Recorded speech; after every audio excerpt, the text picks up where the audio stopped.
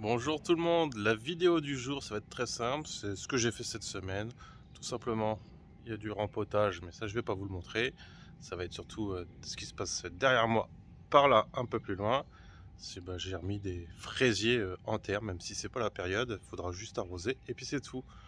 Je vous laisse ça en image, il y aura à peu près 5 minutes ou peut-être 6 minutes où je commente et puis après je mettrai ça en vitesse accélérée.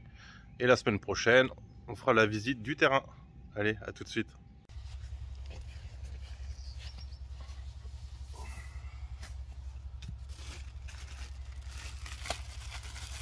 C'est très simple. J'ai acheté des tout petits, des racines à nu. Ça ressemble à ça pour les fraisiers. Normalement, on fait plutôt ça à l'hiver, on va dire, ou à l'automne. Néanmoins, on est le printemps. C'est pas grave. Ce qu'il faut, c'est juste vérifier que lorsqu'on va mettre tout ça en terre, que ça soit encore bien humidifié. Parce que si ça sèche, là on voit c'est encore mouillé. Donc c'est bon. Si ça sèche, c'est mort. La différence avec des racines comme ça, c'est que ça tient. C'est pas comme les tomates ou les courgettes ou ces choses là, où là c'est beaucoup plus difficile tout de suite de pouvoir les conserver, puisque directement c'est plus fin et puis ça casse. Et puis une fois qu'il y a une oxydation qui s'est faite, c'est foutu. Donc là je vais creuser tout simplement. Hop là, je pense que on va écarter un peu. J'aurais pu tout retourner, ça aurait été encore plus simple, mais bon, c'est pas grave. Et le but c'est d'enterrer, d'essayer d'écarter, et après vous remettez en terre. Par contre, on ne fait pas n'importe quoi non plus. Je vais vous montrer. Je m'applique. Vous mettez la terre jusqu'à ce niveau-là. Cette partie-là, vous l'enterrez pas.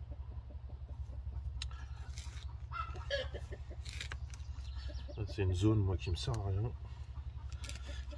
Comme toute zone qui sert à rien, c'est qu'on peut l'optimiser.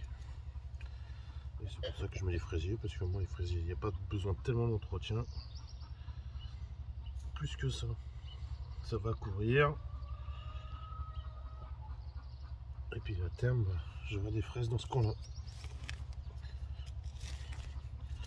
Pour l'espacement, je le fais au feeling. Je m'en fiche un peu. Tiens. Hop. Si j'étais à côté des poules, ça leur aurait refait leur repas.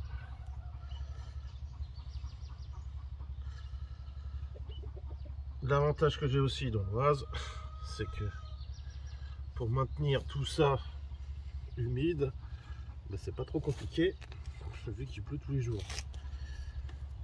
Après, plus sérieusement, voilà, s'il n'a pas plu au bout de, on va dire, une petite semaine, là faut arroser, sinon il n'y a pas besoin.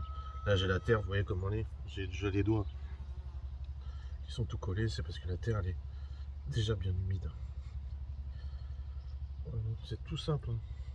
Et encore une fois, je me prends pas la tête, il n'y a pas à calculer les espacements ou je sais pas quoi. Faites ça à votre ressenti. Ce qui compte, c'est que ça vous plaise. Et les pieds, ils vont s'adapter dans tous les cas. Et au pire du pire, s'il y en a trop, il va y avoir quelques pieds qui vont mourir. Mais avant d'en arriver là, c'est que vous avez des problèmes de riches. Je m'explique quand je dis ça, des problèmes de riches, c'est-à-dire que si votre préoccupation principale, c'est que votre rendement il est tellement fort qu'il y a des pieds qui deviennent plus forts que d'autres et du coup au détriment de plus petits, finalement en fait c'est que si vous prenez un peu de recul, c'est que vous n'avez pas de problème. Donc prenez le temps de faire comme vous voulez, appliquez-vous, et puis surtout le plus important je crois dans le jardin, c'est de trouver ce qui vous plaît et d'essayer les choses quoi. Alors oui, si on loupe certaines plantations, il y a un côté financier quand même, ça peut être problématique, mais la plupart du temps ça se passe globalement très bien. Là où il faudrait peut-être être un peu plus précautionneux, c'est je m'amuserais pas à planter un arbre si on n'est pas en automne. Parce que vu le prix des arbres, la perte ce n'est pas la même. Donc voilà. tout simplement, je vais continuer comme ça. Allez.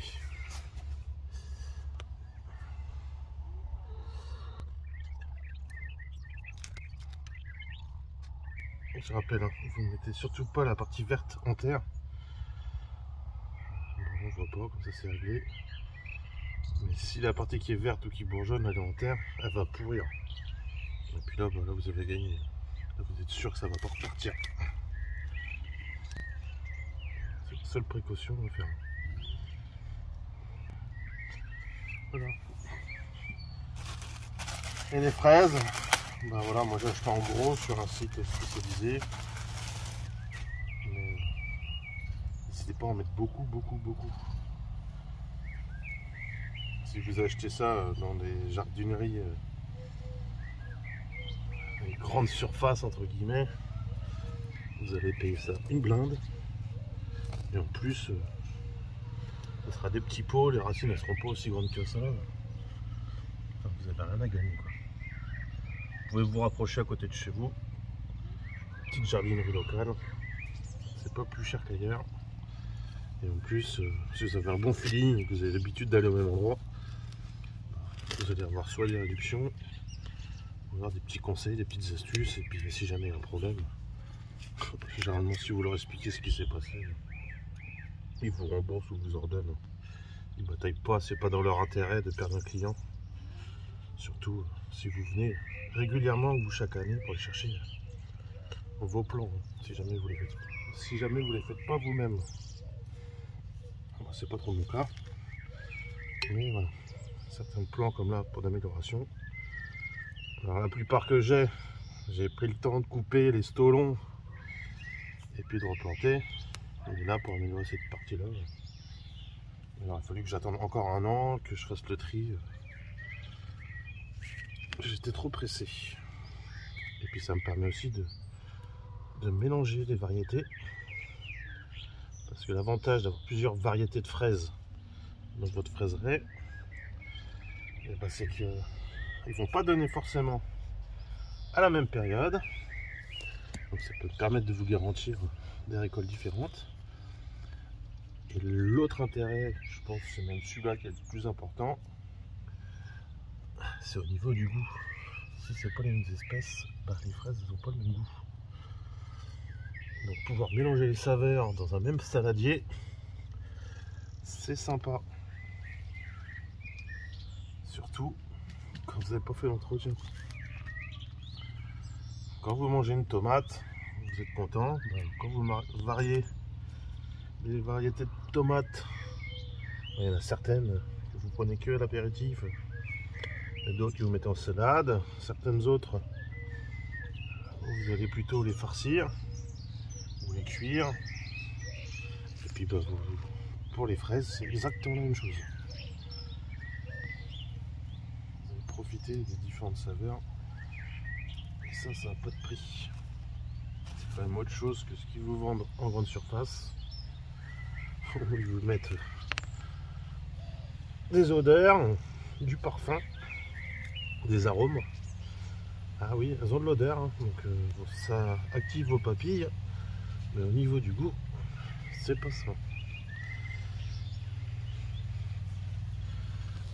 Allez, je vais arrêter de parler et tout ça,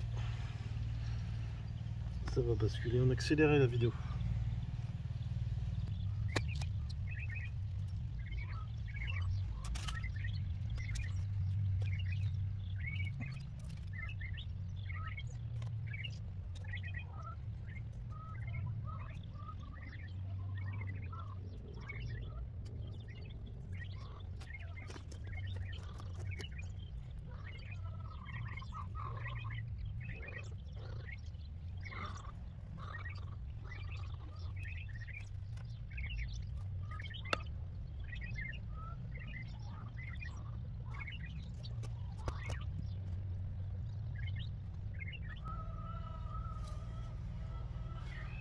Comme j'ai pas envie de me prendre la tête, j'avais mis de côté et qui vendent du paillage.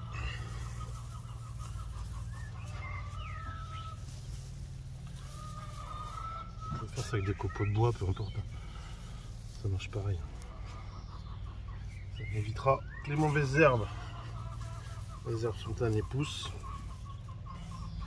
Et du coup d'avoir à désherber plus tard.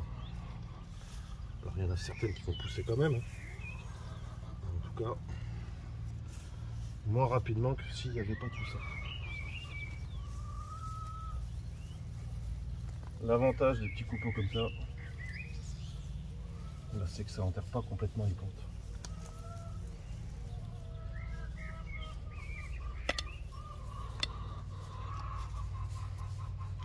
Et voilà. Il n'y a plus qu'à.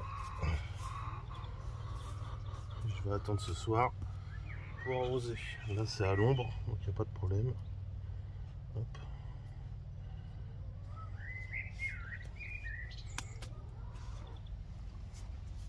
Cette partie là, c'est 5 jours après. Donc on les voit bien sortir. Allez, à la semaine prochaine pour la visite du terrain. Ciao ciao.